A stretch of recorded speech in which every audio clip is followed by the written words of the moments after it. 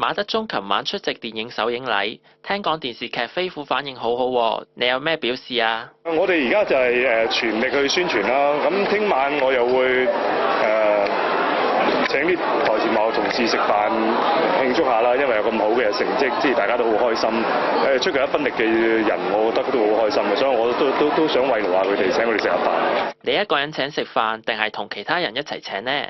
暫時應該係我一個暫時，因為可能有啲好踴躍嘅人，聽日睇下。如果飛虎收視好，會唔會叫劇中嘅男演員着泳褲慶祝啊？睇下再有幾好，即係希望觀眾繼續支持啦，因為嚟緊都仲有好多好火爆嘅場面嘅，係。另外，馬德鐘話中意睇科幻片，甚至自細就想拍科幻片啊！由細到大，我都希望有機會可以拍到呢啲戲，即係係現代嘅，但係可以飛嚟飛去，比較抽離啲，但係而家都冇機會拍過，即係我都好希望可以拍下呢啲咁嘅科幻片。即係雖然飛虎都係好英雄嘅，但係佢唔識飛啊嘛，